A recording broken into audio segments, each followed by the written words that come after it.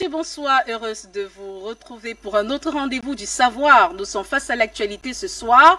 Tournée africaine du président français Emmanuel Macron.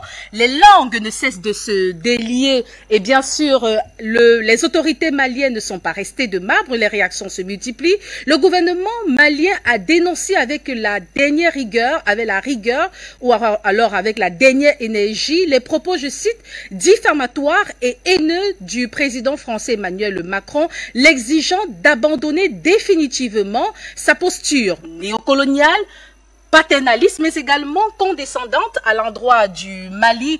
Et à cet effet, sur une lancée incendiaire, s'indigne certaines presses africaines en ligne. Pour des panafricanistes, la France n'a pas digéré l'humiliation qu'elle a subie de la part du Mali. Et à cet effet, la France, le Mali et la Russie, plusieurs fois cités par le président français Emmanuel Macron au cours de sa tournée, est-ce une fixation? La France craint-elle la Russie? Ou alors, aucun rapprochement ne doit être fait entre cela, le président, ou alors on peut plutôt dire que le président français Emmanuel Macron a plutôt un désir de coopérer et de bâtir un agenda commun pour la lutte contre le terrorisme au Sahel. Mesdames, Messieurs, le théâtre, le scénario dans la sphère géopolitique ne se limite pas avec la France et la Russie. Eh bien, les États-Unis ont également participé au casting à travers justement cette tournée africaine qui est annoncée de la part de la diplomatie américaine à partir du 7 août prochain. Comment expliquer ces différentes tournées américaines annoncées ici en Afrique? Que se passe-t-il véritablement? Et pour en parler, des experts de haute volée. Madame Amina Fofana, bonsoir. Alors, le temps que Madame Amina Fofana nous rejoigne autant pour moi, on va prendre Monsieur Gamal Abina, bonsoir. Bonsoir, merci pour l'invitation. Merci d'être là ce soir. Madame Linda Labawi, bonsoir. Bonsoir Afrique Média et à tout le monde, aux personnes qui sont sur Zoom et à tous les Africains. Vous êtes analyste politique mais également spécialiste des questions internationales, sécuritaires, on va le dire ainsi. On rappelle aussi que Monsieur Gamal Abina est internationaliste. Monsieur Tefousmen, bonsoir.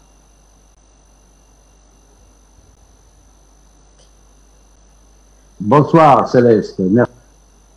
C'est un plaisir également de vous savoir présent ce soir dans le cadre de ce programme. Face à l'actualité, vous êtes journaliste mais également expert en questions internationales. On l'a dit, Madame Amina Fofana est des nôtres. Bonsoir. Alors, le temps justement de permettre à Madame Amina Fofana de bien s'installer et de participer, comme elle le fait si bien dans le cadre de nos différents programmes sur les antennes de la télévision panafricaine. Retour sur ce communiqué du porte-parole du gouvernement à l'endroit des propos, ou alors au regard des propos, je cite, haineux et diffamatoire de la part du président français Emmanuel Macron. On se retrouve juste après. Merci infiniment. Au nom de nos plus hautes autorités, j'ai l'insigne honneur de donner lecture du communiqué numéro 035 du gouvernement de la transition, communiqué dont la teneur suit. Le gouvernement de la transition a appris avec une profonde indignation des propos tenus par le président de la République française, Emmanuel Macron, lors de sa tournée en Guinée-Bissau le 28 juillet 2022. En effet, au cours de sa conférence de presse, le chef de l'État français a réitéré des accusations erronées en affirmant que les autorités maliennes entretiennent des relations avec un groupe paramilitaire sans jamais apporter de preuves, malgré les démentis des autorités de la transition. Pire, dans ses propos, il a évoqué l'exercice de la violence par les autorités maliennes, ciblant une ethnie spécifique de notre nation. Le gouvernement de la transition condamne avec la dernière rigueur ces propos haineux, diffamatoires du président français et prend à témoin l'opinion nationale et internationale sur ces accusations graves qui sont de nature à susciter la haine ethnique et à porter atteinte au vivre ensemble, à la cohésion ainsi qu'à l'harmonie entre les Maliens. Il est important que le président Macron se remémore constamment le rôle négatif et la responsabilité de la France dans le génocide des Tutsis au Rwanda, un événement qui attriste encore toute l'humanité. À ce sujet, et de manière prémonitoire, après avoir décelé le dessein des autorités françaises d'entretenir la haine ethnique au Mali, le gouvernement de la transition a demandé d'une part à l'ambassadeur de France de quitter le territoire malien et d'autre part a suspendu les médias France 24 et Radio France Internationale, se comportant comme la radio des 1000 collines en République du Mali. Aussi, ces propos subversifs du président français donnent raison au gouvernement de la transition, qui, à juste titre, a mis fin à la coopération en matière de défense avec la France pour ses résultats insatisfaisants dans la lutte contre le terrorisme au Mali. En outre, la France, qui a toujours œuvré à la division et à la partition de notre pays, est mal placée pour donner des leçons au Mali. Le gouvernement de la transition exige du président Macron d'abandonner définitivement sa posture néocoloniale, paternaliste et condescendante pour comprendre que nul ne peut aimer le Mali mieux que les Maliens eux-mêmes.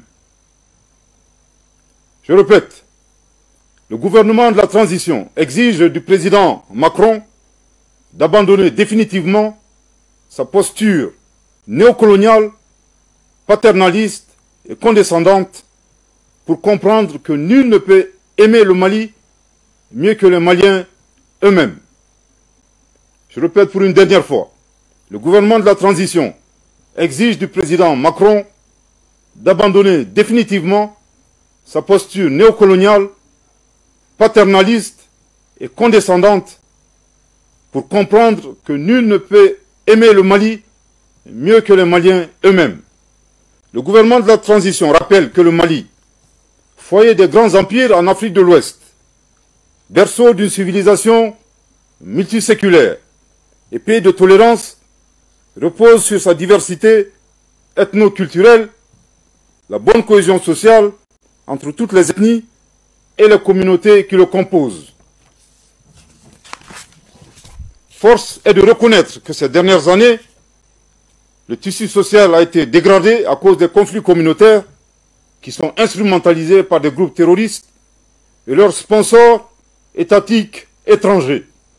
Le gouvernement de la transition rappelle que le renforcement de la cohésion sociale demeure l'un de ses objectifs prioritaires non négociables et ne ménagera aucun effort pour réussir cette mission. Il convient enfin de rappeler avec force que nos vaillantes forces de défense et de sécurité, qui sont multiethniques, professionnelles, républicaines et résolument engagées, demeurent un rempart solide pour la défense de la patrie, la préservation et la protection de l'ensemble de nos concitoyens dans leur diversité ethnique et religieuse. Que Dieu bénisse le Mali et protège les Maliens. Fait à Bamako le 31 juillet 2022. Merci de votre très aimable attention. Merci. Merci beaucoup, monsieur le... La France doit abandonner sa posture néocoloniale, condescendante et paternaliste à l'endroit du gouvernement malien, un temps ferme justement des autorités maliennes qui a été justement très bien accueilli, une décision, alors une sortie qui a été très bien accueillie par le peuple malien ainsi que de nombreux panafricanistes. Alors, Madame Linda Labaoui, quelle lecture faites-vous de ces propos du gouvernement malien? Une sortie tardive ou bien? Vous savez, les Africains ont compris le jeu et ils ont compris ce que c'est que la France. La France, c'est inventé un empire, c'était une grande force, mais ça n'a jamais été un empire comme le Royaume-Uni. Donc là, on arrive à une croisée de chemin où les Africains, ils se recherchent et en même temps, ils essayent de récupérer ce qu'on leur a enlevé. On les a dépouillés de leur histoire, de leur gastronomie, on les a dépouillés de leur nourriture véritable, de ce qu'ils étaient tout simplement. L'Afrique, je suis fière d'appartenir à ce continent. L'Afrique, c'est le continent de la tolérance. C'est le continent qui a vu se propager la religion judaïque avant les autres continents. C'est vrai que la religion judaïque n'est pas née en Afrique, mais elle est arrivée, elle a été accueillie. Le christianisme et l'islam. Et puis il y a aussi les païens. Tout le monde a vécu sur ce continent tranquille et un jour il y a un envahisseur. Et cet envahisseur, il divise pour mieux régner. Et aujourd'hui, grâce à Afrique Média, grâce à tous les panafricanistes, on a compris une chose, qu'il faut être tous ensemble. Tous avec le Mali s'il faut, avec le Cameroun s'il faut. Donc aujourd'hui, ceux qui sont au pouvoir au Mali, ils sont en train de remettre les pendules à l'heure. Le Mali, ça a été un empire. Tombouctou, il y avait une université. Pour moi, c'était une madrasa, comme on dit chez les musulmans. À Tombouctou, il y a des gens qui venaient apprendre. Ils venaient apprendre l'islam, pas l'islamisme. Et cet islam tolérant, cet islam qui a vécu avec les peuples. Le Mali a été dans la route de la soie. Le Mali, la charte demandée, quand on en parle, quand on regarde la charte des Nations Unies, c'est la charte demandée. Ils ont rien inventé. Ils ont pris ce qui était bon chez nous et ils ont effacé notre histoire.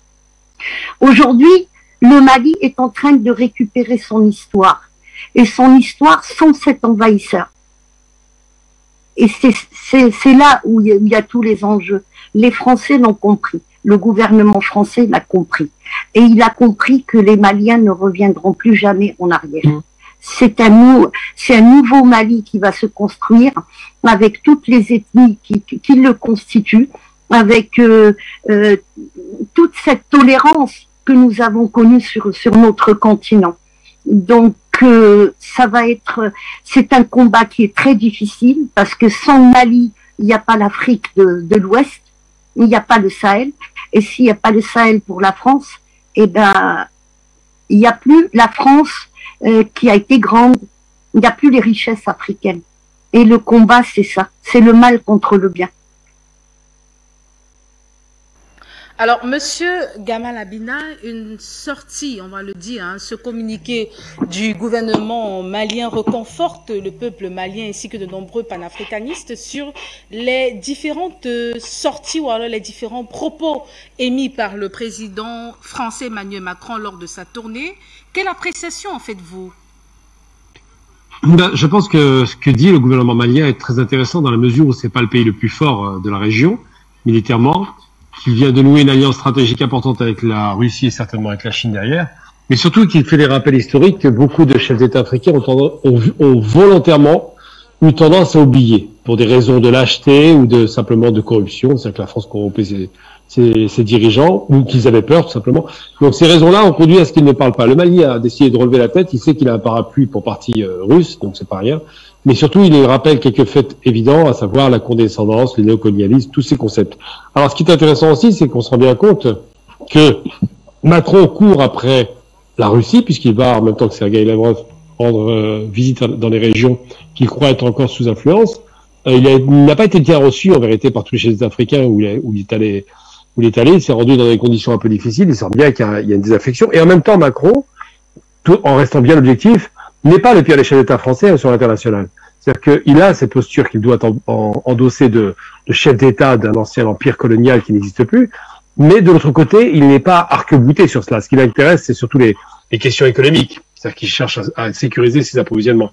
Et lorsqu'il fait cette danse du ventre en dénonçant, il a bien fait, en dénonçant les colonialismes antérieurs qui ont été, de son point de vue, cadamiteux, il le fait pour dénoncer au mieux les Russes ou les Chinois qui arriveraient.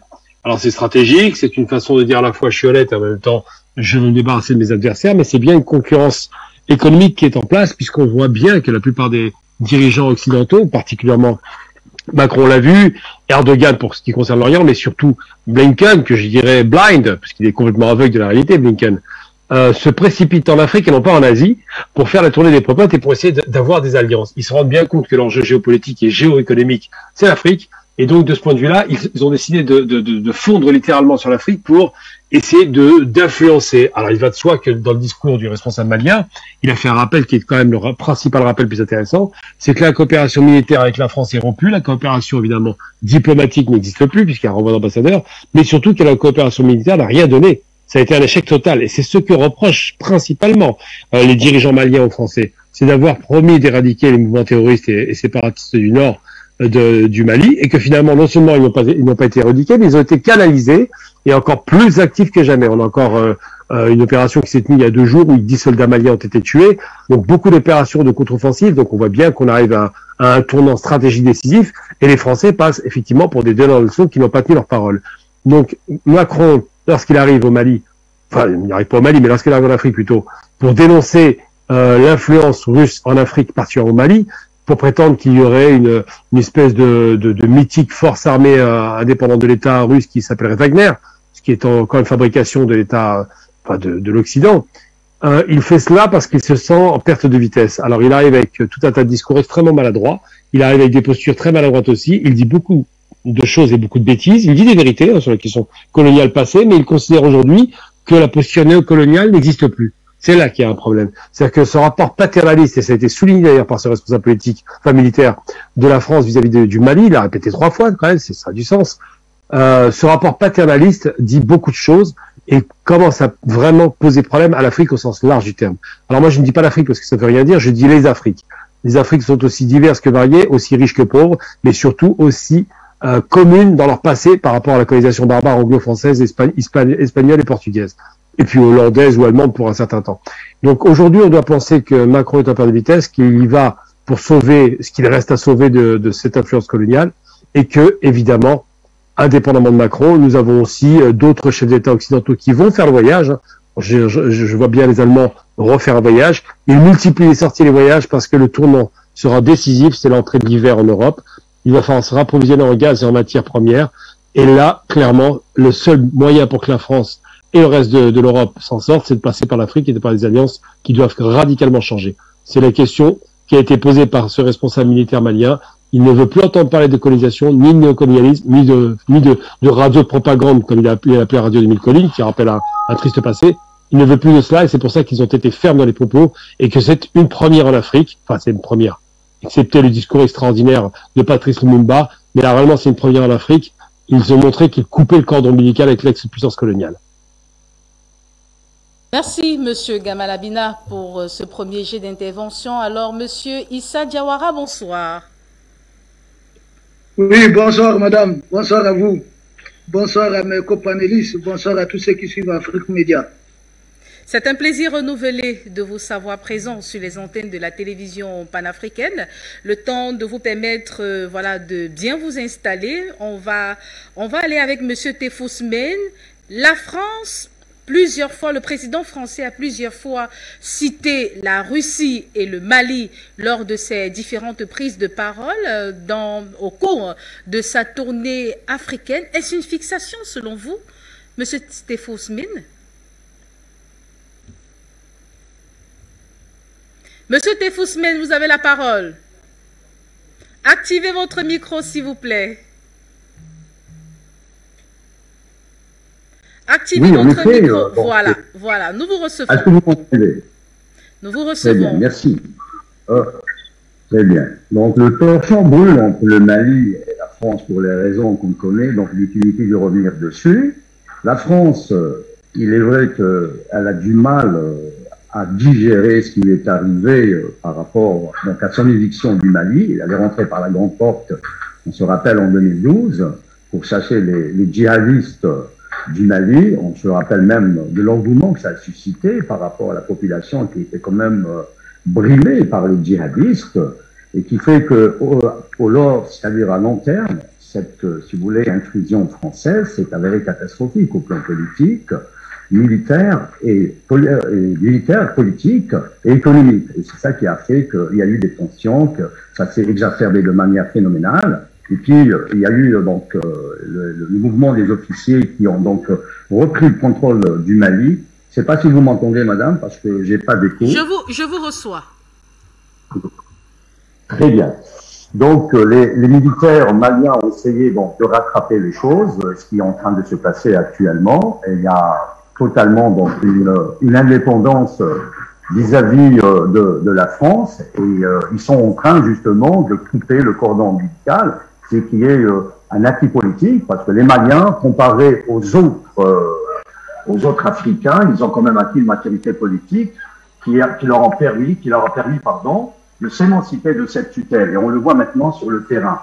Macron, lors de ses interventions, c'est normal qu'il concentre toute son énergie sur le Mali, parce que le Mali, ça reste pour lui un pays rebelle. Quand on a été une force coloniale et que du jour au lendemain, on se voit donc recadré par une ancienne colonie qui devient, si vous voulez, donc la tête de pont d'un mouvement insurrectionnel révolutionnaire qui risque donc de faire tache d'huile dans le continent.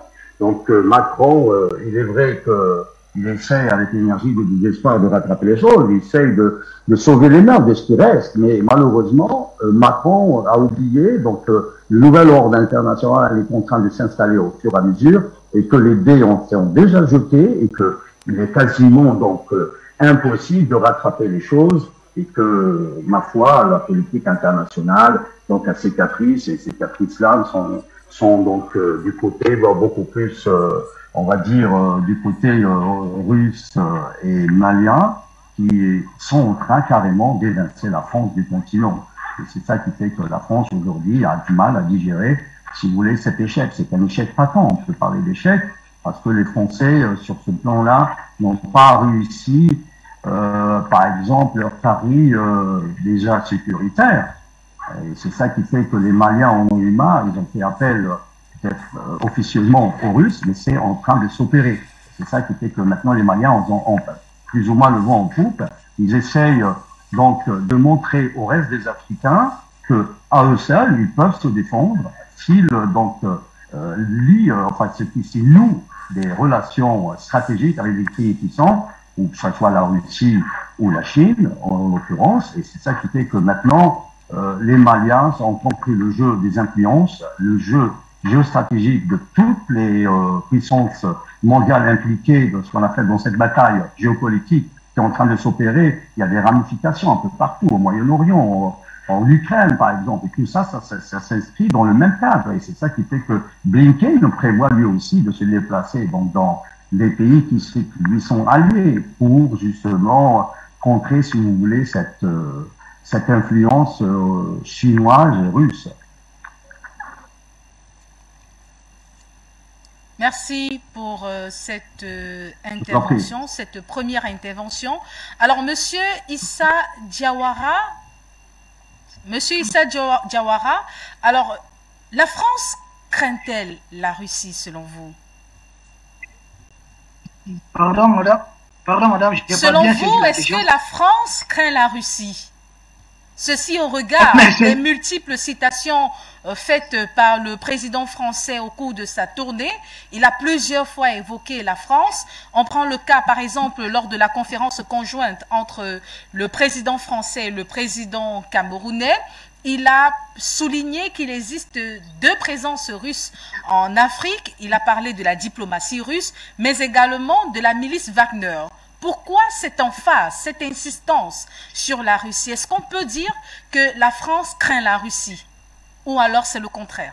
Ok, merci madame. Il est normal que la France craint la Russie. Ce n'est pas la France qui craint la Russie, mais ce sont les patrons de la France qui craignent surtout la Russie. Ce sont les États-Unis qui craignent la Russie. La France n'est qu'en mission des États-Unis. La France, n'oubliez pas, elle représente un peu la diplomatie américaine ici au niveau de l'Afrique subsaharienne. Donc la France s'est fait gronder régulièrement ces derniers temps par les États-Unis. La France s'est fait tirer les oreilles, madame. C'est de cela qu'il s'agit. C'est comme si vous envoyez votre enfant en mission et que l'enfant ne parvient même pas à vous apporter des bonbons à la boutique. C'est là le vrai problème. Et il faudrait voir c'est quoi les outils de la colonisation, madame. La France a comme outil de la colonisation qu'il ne faut pas beaucoup dissocier avec les outils de l'impérialisme. Nous avons l'armée.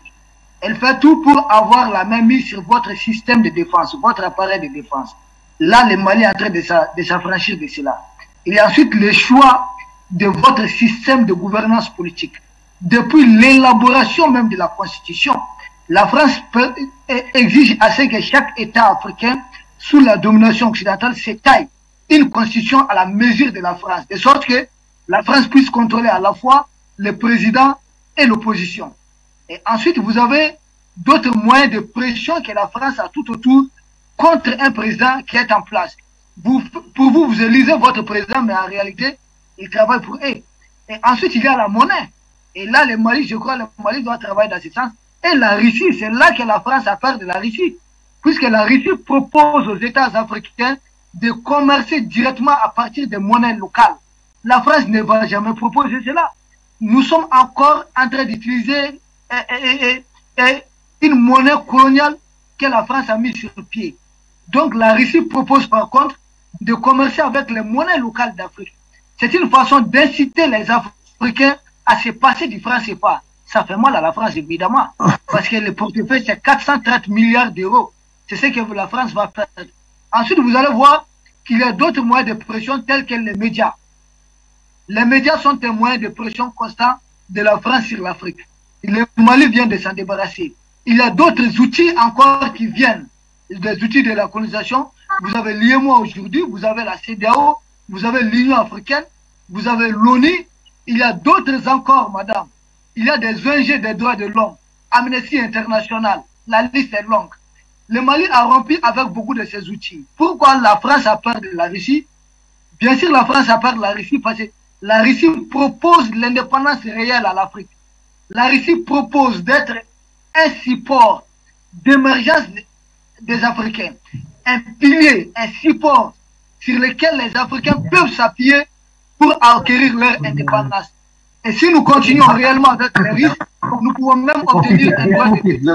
C'est de cela qu'il est question, et vous comprenez pourquoi en réalité les Français ont peur des risques, parce que les risques vont contribuer à appauvrir la France. Les Russes ont compris que combattre la France ou l'Allemagne, il ne suffit pas d'aller les combattre en Ukraine. En Ukraine, il s'agit de les détruire militairement.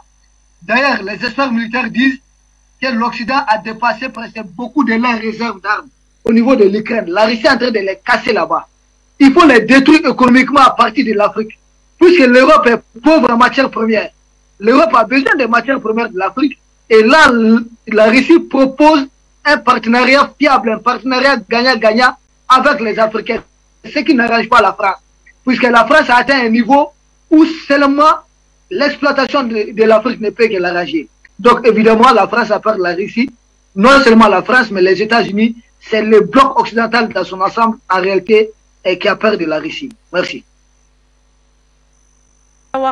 Pour cette première intervention. Alors, Madame Linda Labaoui, je vous pose cette question. Pourquoi cette insistance dans les mots ou alors lorsque le président français a plusieurs fois cité la Russie et le Mali? Pourquoi cette insistance? Pourquoi cette fixation sur la Russie et le Mali? La France est un pays vassal des États-Unis depuis la Deuxième Guerre mondiale, avec le plan Marshall. Après, il y a eu Bretton Woods. Donc, la France, elle est soumise complètement aux Américains. Et ils ont l'habitude de négocier. Ils vont dans le même sens. C'est du néocolonialisme, c'est de l'impérialisme pur, et c'est le même esprit. Les Russes, c'est différent. Et les Russes sont revenus en Afrique avec ce qu'on peut appeler du soft power. Parce que les Russes, la Russie, ce n'est pas une ONG, c'est un État qui cherche forcément ses intérêts, mais elle ne va pas contre les intérêts d'un pays. La Russie va répondre à un appel d'offres, la Russie va signer des contrats militaires parce qu'ils sont forts en armement, la Russie va travailler normalement et elle va être payée pour le travail qu'elle aura accompli. Les Français, comme les Américains d'ailleurs, ce que j'appelle moi les Blancs d'Amérique, sont arrivés sur un continent, ils ont éliminé, on parle de 125 millions d'Amérindiens, donc déjà la base des États-Unis, elle est aussi meurtrière que la base des Français en Afrique. C'est les mêmes gènes, c'est presque les mêmes personnes qui sont parties et qui ont exploité l'Afrique aussi. Les Américains, faut pas oublier qu'ils venaient chercher des esclaves en Afrique. Donc c'est le même esprit. L'esprit russe est différent. Les Russes eux-mêmes ont été soumis à l'esclavage. Les Russes eux-mêmes, ça fait plus de 3 siècles qu'ils se battent contre un Occident qui essaye de les envahir et exploiter leurs richesses. Quand on voit l'Ukraine, par exemple, l'Ukraine, il y a un côté catholique, alors que ce côté-là était complètement orthodoxe. Donc, il y a déjà un travail qui a été fait il y a plus de 200 ans. Et je vais même rajouter, aujourd'hui, les Ukrainiens, ils ne sont pas comme les Russes orthodoxes et ils se retournent vers l'Église orthodoxe orientale. C'est plus l'Église orthodoxe grecque. Et j'ai des voisins ukrainiens, donc ils me sortent des trucs débiles complètement, et qui me disent, eh ben oui, nous c'est l'Église latine orthodoxe. Ça n'existe pas, l'Église latine orthodoxe. Donc il y a ce problème-là. La Russie a toujours été attaquée et l'Afrique a toujours été attaquée. Donc forcément, nous avons les mêmes intérêts, nous avons les mêmes ennemis, et c'est ça qui fait peur à la France. Aujourd'hui, pour que la Russie continue à exister tranquille, qu'est-ce qu'il faut? Il faut qu'elle coupe les ailes aux États-Unis. Les ailes des États-Unis, c'est l'OTAN, c'est la France, c'est l'Allemagne, c'est l'Espagne, c'est l'Italie, c'est la Turquie, c'est ça. Donc nous avons pratiquement le même passé, subir de la part des mêmes peuples et des mêmes personnes. Donc la France ne peut pas aller contre les États-Unis, ils ont le même objectif, mais les Russes la dérangent. Les Russes, ils sont là pour nous aider, certes, mais il y a leurs intérêts aussi, et ils travaillent dans le même sens que les Africains. Quand je vois la collaboration entre l'Algérie et la Russie, depuis avant l'indépendance, il n'y a jamais eu une égratignure, ni de la part de ce qui était l'Union soviétique et aujourd'hui la Russie, ni de la part des Algériens. Il y a toujours eu un respect. La même chose peut se faire avec le Mali, avec le Cameroun, avec le Burkina, avec tous les pays africains. Parce que les Russes ne sont pas là pour profiter. Le pays est très très riche. Il est extrêmement riche. Il est extrêmement riche, ce pays. Donc, ça leur suffit pour vivre, mais ce qui cherchent plus les Russes, c'est couper les ailes aux Américains. C'est l'OTAN. Ils visent l'OTAN. Et les Africains, nous, pour qu'on puisse nous libérer, c'est aussi l'OTAN qu'on vise. Aujourd'hui, le Mali est menacé par l'OTAN. L'OTAN est sur le continent. Les Espagnols et les Marocains nous ont ramené l'OTAN sur le continent. Jusqu'à présent, il n'y a jamais eu d'OTAN. Quand on regarde, et je vais terminer avec ça, un peu plus en arrière, quand il y a eu les fameuses manœuvres, le lion africain, pourquoi les Américains ont entraîné les armées qui ont participé à répondre à des attaques nucléaires, sachant que sur le continent, il n'y a pas d'attaque, il n'y a pas de nucléaire, aucun pays n'est nucléaire. Donc pourquoi on nous apprend ça? Pourquoi on apprend à nous armer ça? Qu'est-ce qu'il y a derrière? Et cette question, je me la pose encore et j'essaye de trouver la réponse. Parce que ce n'est pas normal, ce n'est pas des manœuvres normales. Donc la France est dérangée par les Russes parce que les Russes, ils ont envie de dégager l'OTAN. Et ça, c'est la principale raison déjà pour laquelle ils ont attaqué les Ukrainiens.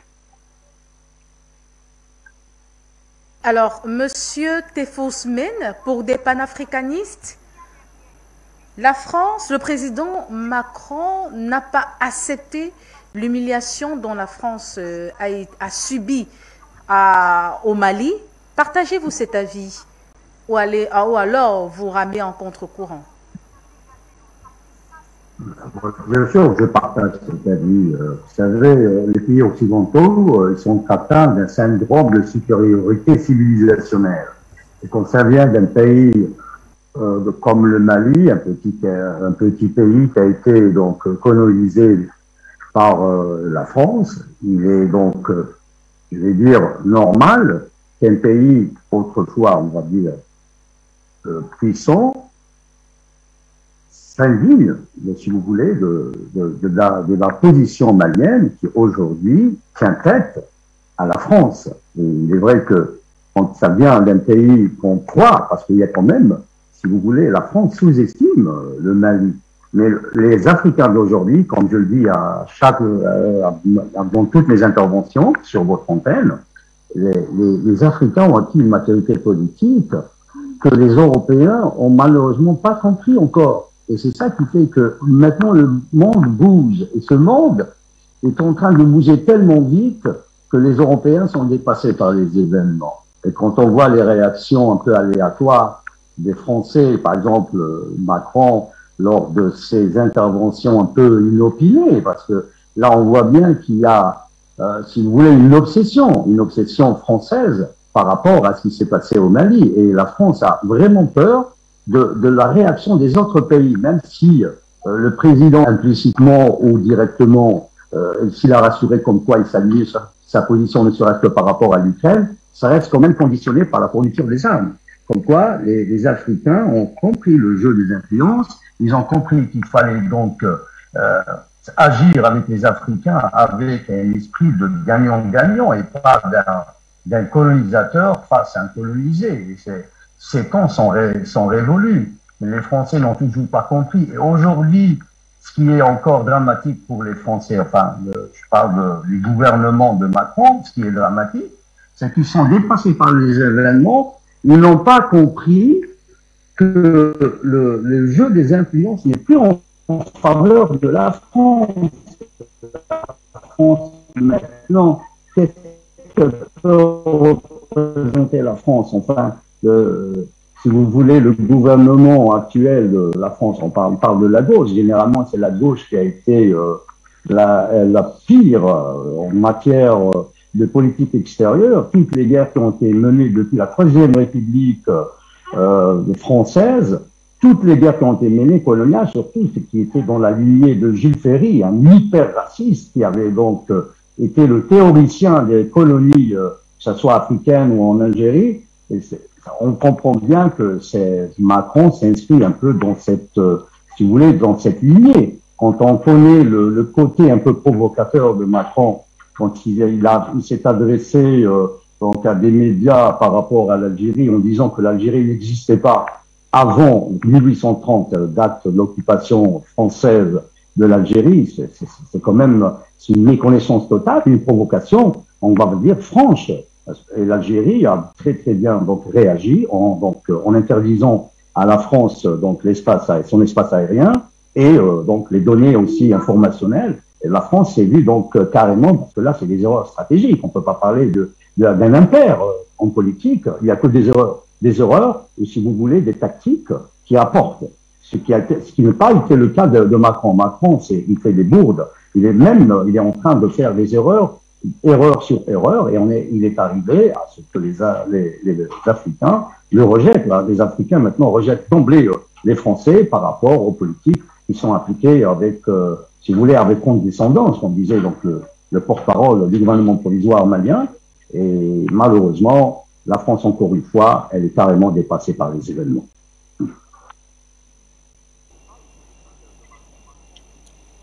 Alors, Monsieur Gamal Abina, on revient également sur cette position des panafricanistes qui pensent tout simplement que la France n'a pas accepté l'humiliation subie au Mali. Partagez-vous cet avis, Monsieur Gamal Abina?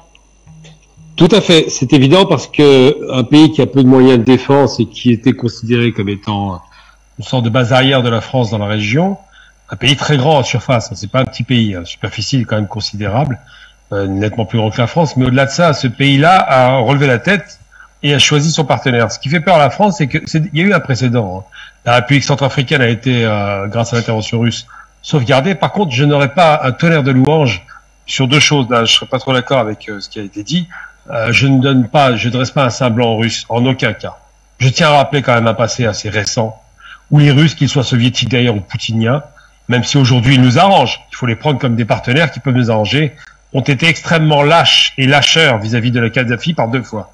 Une première fois quand Reagan va le bombarder à Sirte en Libye en 86 et qu'il bombarde sa tante et tue sa fille adoptive, c'est le premier lâchage des Russes. À ce moment-là, Kadhafi n'est pas prêt avec les Russes.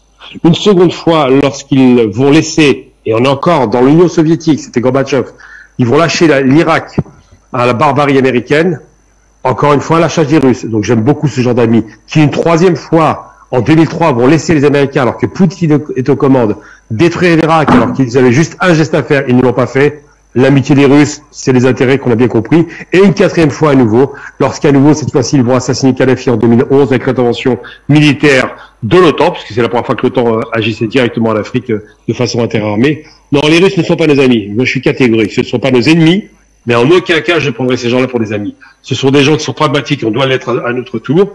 On peut utiliser la force russe, mais ne prenons pas les Russes pour des enfants de cœur.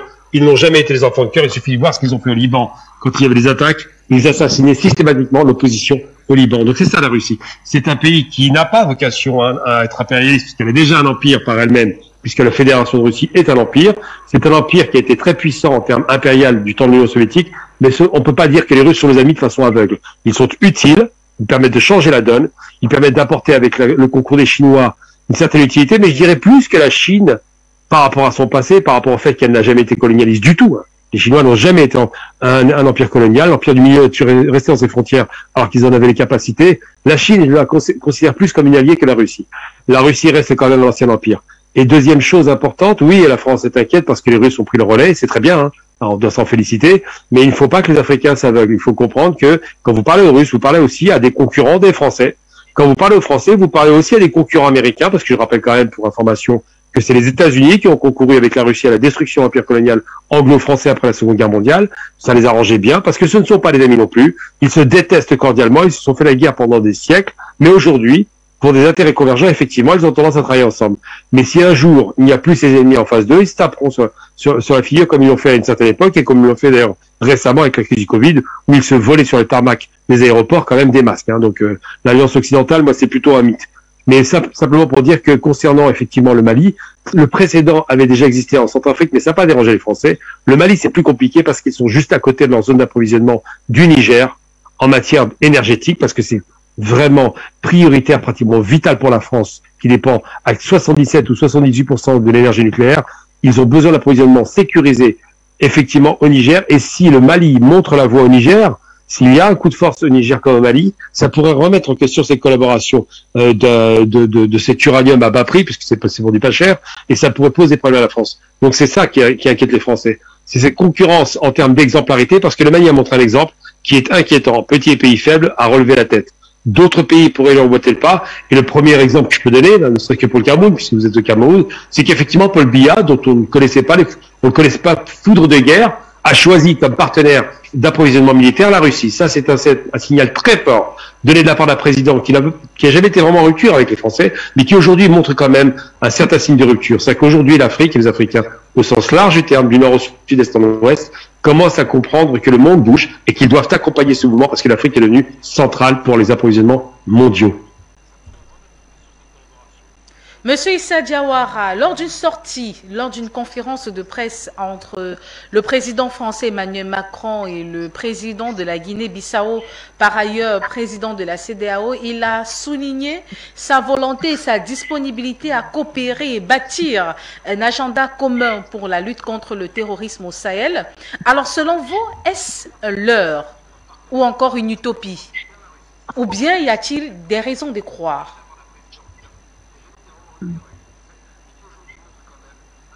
Madame, le président de la Guinée-Bissau vient d'être recruté au sein de la France-Afrique. Il n'est pas un pays d'Israël comme le Mali. Lui, il est de l'autre côté. C'est un pays côtier. C'est pas un pays qui connaît le désert. Nous n'avons pas en tout cas, à ce qui concerne la géographie, nous n'avons pas les mêmes réalités.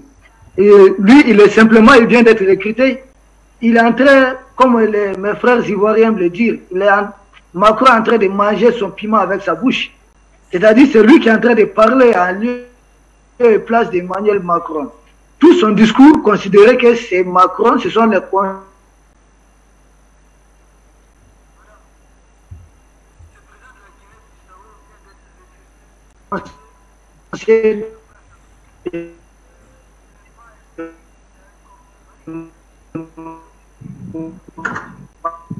Non. Évidemment pas. Alors, voilà. Monsieur Issa Diawara, voilà, le temps pour Monsieur Issa Diawara de revenir dans de meilleures conditions avec nous pour la suite justement des échanges dans le cadre de ces deux thématiques à l'ordre du jour ce soir. Madame Linda Labaoui, selon vous, est-ce que le président français veut coopérer et bâtir un agenda commun pour la lutte contre le terrorisme au Sahel? Madame Linda Labaoui, vous avez la parole. Il ne peut pas bâtir un agenda pour combattre le terrorisme. On ne combat pas le terrorisme, on combat les groupes terroristes. Et s'il faut qu'il mette un agenda en place, il faut qu'il travaille avec les forces algériennes. Et dans les sanctions qu'a eu la France, il n'y avait pas que l'espace aérien, il y avait aussi l'information, les échanges d'informations. Donc il y a déjà ce point. Le deuxième point, justement, il y a 3 jours, il y a eu l'interview trimestrielle du président algérien où il a ouvert un angle. On lui a posé la question par rapport à des Algériens qui se sont fait attaquer au Mali. Et on sait très bien que nos frères maliens n'ont rien à voir dans l'histoire. Donc ça pour vous préciser. Et le président algérien est remonté jusqu'en avril 2012, quand des diplomates algériens ont été kidnappés au Mali, à Gao, et il y en a 2 qui sont morts, soi-disant par des groupes terroristes. Il a dit textuellement, on sait très bien, nous avons une idée de qui a fait cette opération, et ces opérations sont liées. Il dit, ça restera pas impuni. Donc, je ne veux pas en dire plus parce qu'il n'en a pas dit plus, mais on a eu beaucoup d'échos là-dessus et il y a eu quelques vérités qui sont sorties depuis 2012 jusqu'à là et toutes les attaques terroristes. Donc, le Mali ne pourra pas travailler avec la France par rapport au terrorisme. Déjà, il y a une rupture de confiance. Et la France, s'il faut que la France travaille par rapport aux histoires du terrorisme dans le Sahel, il y a un pays qu'elle a toujours voulu exclure, c'est l'Algérie, elle ne pourra pas l'exclure. Ce n'est pas possible. Par contre, les Algériens, oui. Les Algériens aujourd'hui travaillent avec les Maliens et ils travaillent aussi avec le Niger, mais ils ne travailleront pas avec la France. Il y a une rupture aussi par rapport aux histoires du terrorisme. Il y a une rupture de confiance entre l'Algérie et la France. Pour la simple raison que Rachid, le mouvement Rachid, il y a ses membres qui sont planqués en France et l'un des plus grands terroristes que l'Algérie a connu, c'est Mourad Hinna, et il a été parmi les principaux qui ont cassé la Libye. C'est le mouvement Rachid qui était dedans. Et il y a également le mouvement du MAC. L'année dernière, quand on a eu les feux en Algérie, le MAC était très impliqué et nous savons que la France aussi, puisqu'il y a eu des dénonciations, il y a des gens du MAC qui ont dénoncé, il y a eu beaucoup d'arrestations. Donc on ne peut pas être pyromane et pompier à la fois. Les Maliens le savent aujourd'hui. Les Maliens, s'ils demandent à la France de partir et de prendre ces terroristes, on l'a vu à chaque fois qu'il y a eu des manifs, donc ils sont très conscients des choses. Alors le gouvernement malien qui, lui, aujourd'hui a des données, le sait aussi. Donc ce n'est pas possible que la France combat les groupes terroristes et en même temps, elle héberge les principaux, sachant qu'il y a beaucoup de choses qui risquent de changer là, parce qu'il y a Zawahiri qui a été tué. Donc le mouvement Al-Qaïda il va prendre une autre forme. Et le mouvement Al-Qaïda, c'est américain. Donc, qu'est-ce qu'ils vont nous pondre derrière? C'est différent. À chaque fois qu'il y a eu un meurtre, ou qu'on a éliminé l'un des principaux de Al-Qaïda, il y a quelque chose qui est né. Dernière en date, c'était Daesh. Donc, il y a des choses qui vont changer au niveau du terrorisme et nos amis maliens n'ont plus confiance ni aux Américains, ni aux Français. Surtout pas les Français. Alors, on va donner l'occasion justement à M. Issa Diawara de poursuivre son analyse concernant justement ce désir de coopération entre le Sahel et l'Afrique au sujet justement de la lutte contre le terrorisme. M. Issa Diawara, vous avez la parole.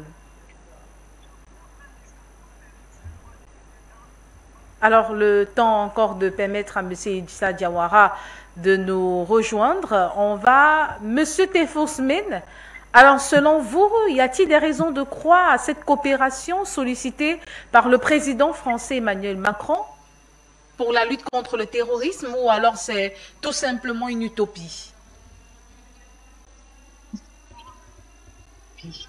Non, je ne crois pas que ce soit une utopie. Pour être objectif, la France, il est vrai qu'elle a commis des erreurs au Mali et un peu partout en Afrique, mais il y a cette volonté quand même d'en finir avec le terrorisme, même si on claironne ici et là que la France est derrière le terrorisme, reste à prouver. Donc, pour parler objectivement et parler, si vous voulez, dans le politiquement correct, la France, elle a un rôle à jouer, mais il faudrait que les données changent. Il faudrait que la France n'infantilise plus les Africains comme elle a fait par le passé. Donc, il faudrait composer avec les pays et être sincère dans cette politique. Il faudrait une politique ferme et volontaire. Et ce qui fait que la volonté politique peut apporter ses fruits. La France, malheureusement, a fait quand même des erreurs stratégiques dans le combat des groupes terroristes, en nouant, si vous voulez, des alliances avec des groupes séparatistes comme les Azawad. Et c'est son ennemi que la France a apporté un soutien minime comparé, par exemple, aux Chinois ou aux Russes. Et c'est ça qui fait que les Français, est-ce une question de moyens ou question donc de, si vous voulez, de mauvaise foi, reste encore une fois à prouver. Parce qu'en politique, on ne peut pas parler, c'est pas une science exacte, la politique. La politique, vous savez, c'est comme un sable mouvant. Ça change en fonction des intérêts géopolitiques, en fonction des intérêts économiques. C'est ça qui fait que la France a commis des erreurs comme n'importe quel pays qui pourrait commettre des erreurs en termes, par exemple, économiques, en termes politiques, militaires et tout ce qui suit avec. Bon, maintenant, la France, pour revenir à son rôle dans le combat des djihadistes, par exemple, là, il est en effet, donc si vous voulez, là, vraiment, la capacité d'en finir avec ces groupes pourvu qu'il existe une volonté réelle. Parce que cette volonté, il faudrait la prouver. Quand on voit que 10 ans sont passés au Mali, il est vrai que le Mali il comporte quand même des complications pour la simple raison qu'il y a des ethnies, il y a des factions différentes et c'est varié donc en population, c'est une population multi-ethnique, donc c'est une mosaïque de peuples et que chacun donc essaye d'imposer, si vous voulez, un peu sa suprématie, on va dire, par rapport au nombre, par rapport aux tribus, tout ça. Ça ne peut pas marcher comme ça. Il faudrait que les Maliens donc se mettent d'accord entre eux pour construire une citoyenneté malienne pleine et entière. Et à ce moment-là, donc choisir le partenaire qui convient. A priori, les Maliens ont choisi les Russes qui les fournissent donc en armes, donc pour combattre le terrorisme. Et on va voir que tout cela, ça va donner. Donc la France, encore une fois, reste marginalisée. Si vous voulez, par rapport à toutes les erreurs commises jusqu'ici. Et c'est ça qui fait que la France aujourd'hui est très, très, très mal placée pour convaincre les Africains de manière générale, et notamment les Maliens. Monsieur Issa Diawara, vous avez la parole. Ok, madame, merci. Nous avons été coupés par un appel. Je disais qu'en réalité, le président de la Guinée-Bissau avait passé son entretien. Lui, c'est pas un problème. Lui, il faut le mettre carrément dans les déclins de la France. Parce que quand une maison est en train de tomber, de s'écrouler, vous précipitez au moment où tout le monde est en train de vous retirer. Lui, il rentre dans la maison, ça va s'écrouler avec lui. Donc là, c'est pas un problème. Ce qu'il faudrait voir les enjeux, c'est surtout du côté et je vois plutôt les discussions autour de la Russie. C'est-à-dire, pour nous n'avons par exemple jamais demandé à ce que les Russes soient les enfants de cœur. Ça n'existe même pas dans le monde. Je crois, j'ai à le dire ici, qu'il n'existe pas un partenaire à 100% fiable. Mais il faudra voir qu'est-ce que l'Afrique peut gagner avec la Russie. Sans la Russie, est-ce que l'Afrique peut aujourd'hui se libérer de l'Occident, c'est-à-dire de la France? La réponse est évidemment non. Si vous le tentez, tant que vous n'êtes pas adossé à un pays qui a un droit de veto, dites-vous que ça ne va pas marcher. Si vous n'êtes pas adossé à un pays, à une puissance qui a un droit de veto, l'OTAN va aller vous écraser comme ça s'est passé en Irak, comme ça s'est passé en Libye. C'est que le Mali surtout attend de la Russie, c'est bien sûr son droit de veto.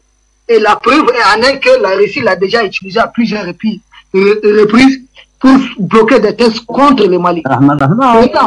Ce qu'il faudra voir, la France n'a pas surtout peur de perdre le Mali. La France a surtout peur, madame, de perdre de l'effet de contagion que cela engendre. C'est-à-dire le départ du Mali, l'effet de contagion, le fait que le Mali est en train de quitter. La France a beaucoup plus peur de l'effet de contagion. C'est là que ça fait mal. Le problème de la France, ce n'est pas un problème de gauche ou de droite qui dirige la France. C'est l'absence d'une politique de rupture. La France ne parvient pas à rompre avec les vieilles méthodes, les vieux principes. Les logiciels de pression que la France a jusqu'ici développés sont devenus inefficaces. La France n'a plus aucun moyen de pression. Les 6 mois de sanctions de la CEDEAO n'ont rien pu contre le Mali. Les tentatives d'assassiner le colonel Goïta n'ont pas marché. Tout ce que la France tente maintenant tombe à l'eau. C'est cela qui fait aussi mal à la France. Parce que c'est là aussi, il faut mettre ça beaucoup plus dans le compte des risques. Il y a les renseignements de la Russie qui sont là. Les satellites militaires russes travaillent aujourd'hui pour le Mali. La Russie apprend de ses erreurs du passé. Ça, il faut l'accepter. Nous l'avons dit, moi j'ai à le dire ici sur ce même plateau d'Afrique Média, que si la Russie a assurément appris de ses erreurs, d'avoir peut-être, de n'avoir pas assisté le président Modibo Keïta, de n'avoir pas assisté le président Thomas Sankara. Aujourd'hui, la Russie est en train d'utiliser son droit de veto pour sauver le régime malien. Là, la Russie est en train d'apprendre de ses erreurs. Les Russes peuvent être mauvais pour certains peuples. Les Ukrainiens disent que les Russes sont mauvais pour eux. Nous, on n'a pas le même discours. Les Ukrainiens disent que les Français sont bons pour eux. Nous disons que les Français sont des diables pour nous. Ce sont des satans. Donc, à lieu et place, chaque peuple, chaque pays a des intérêts. Et aujourd'hui, le Mali n'a d'autre choix que d'aller avec la Russie.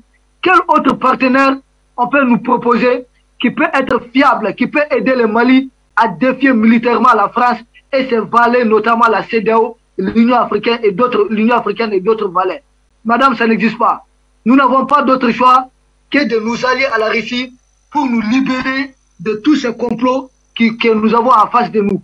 Sans cela, ça ne va pas marcher. Il faut une puissance qui a un droit de veto et nous en avons besoin. C'est de cela qu'il s'agit. Nous ne voulons pas que les Russes soient des Pères Noël pour nous. Non. Nous ne nous reposons pas sur les Russes. Nous sommes un peuple travailleur. Nous demandons seulement aux Russes de nous couvrir pendant que nous sommes en train d'avancer. C'est de cela qu'il est question. Merci. Vous, hein, Monsieur Issa Diawara, on va rester avec vous justement pour entrer en profondeur dans le deuxième sujet concernant cette tournée américaine qui est annoncée en Afrique. Le chef de la diplomatie américaine se rendra justement en Afrique à partir du 7 août. Alors, Monsieur Issa Diawara, après le passage du chef de la diplomatie russe, Monsieur Sergueï Lavrov, la diplomatie américaine se met-elle en branle, selon vous ou bien?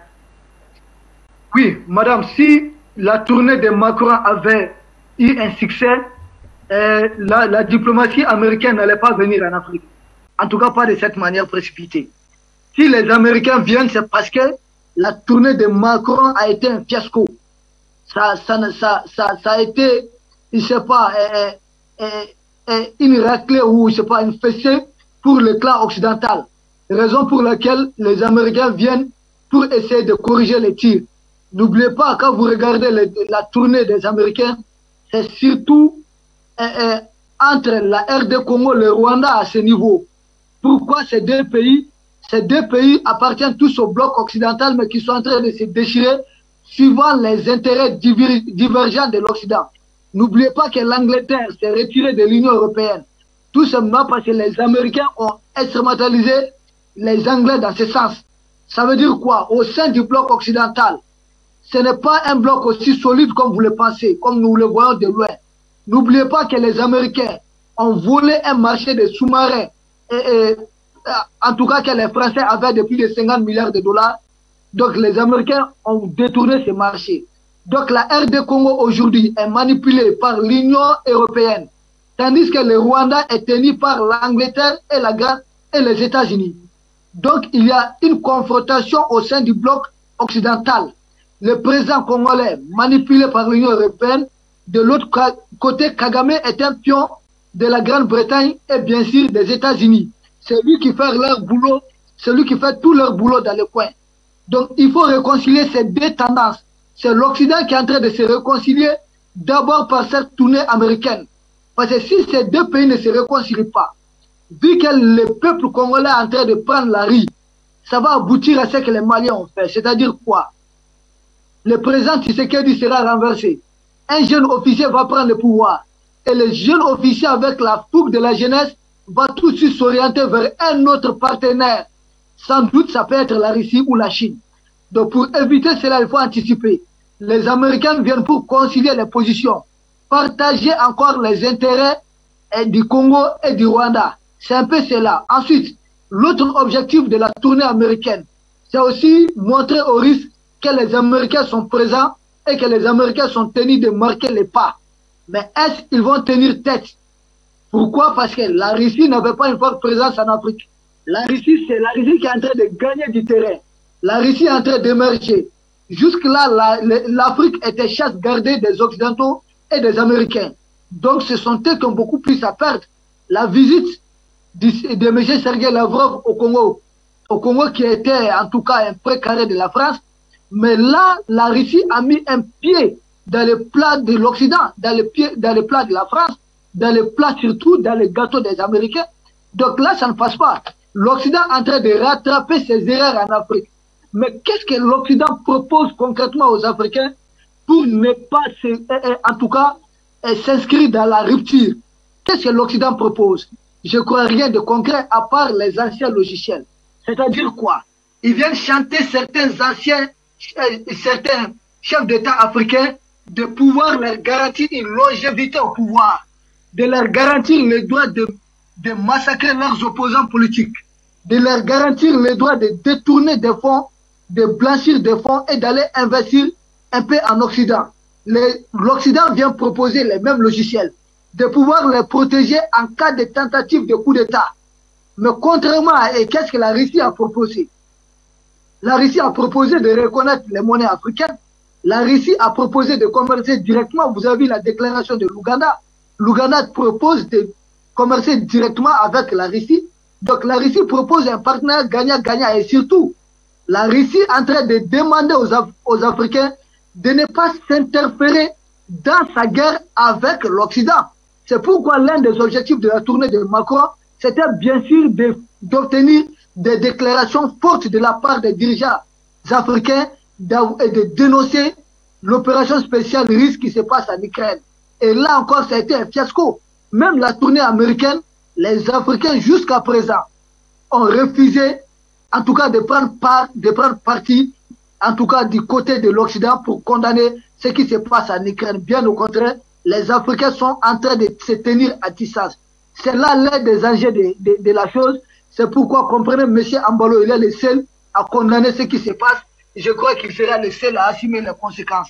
Nous autres, nous n'avons pas condamné et nous pensons que les risques ne vont rien faire à nous autres. Lui, M. Ambalo, il sera seul à assumer les conséquences malgré les garanties que Macron a pu lui fournir. C'est de cela qu'il s'agit. Les Américains viennent proposer quelque chose. Ils veulent garder l'Afrique. Dans tout ça, il faudrait comprendre la seule leçon qu'il faut retenir, madame. Pour terminer, l'Afrique est le centre du monde. L'Afrique est le moteur du monde. L'Afrique, l'avenir du monde se joue en Afrique. Donc, qui est avec les Africains peut espérer vivre longtemps, peut espérer prolonger sa durée de vie. Dans les cas échéants, quand vous n'êtes pas avec les Africains, dites-vous que vous serez à court de matières premières, vos industries vont tomber, votre pays redeviendra pauvre, car à ce moment, ça serait la fin d'un système. C'est de cela qu'il est question. C'est pourquoi chacune de ces puissances court chercher sa part de gâteau en Afrique pour pouvoir prolonger sa durée de vie. Merci. Merci, Monsieur Issa Diawara, pour vos différentes analyses. Alors...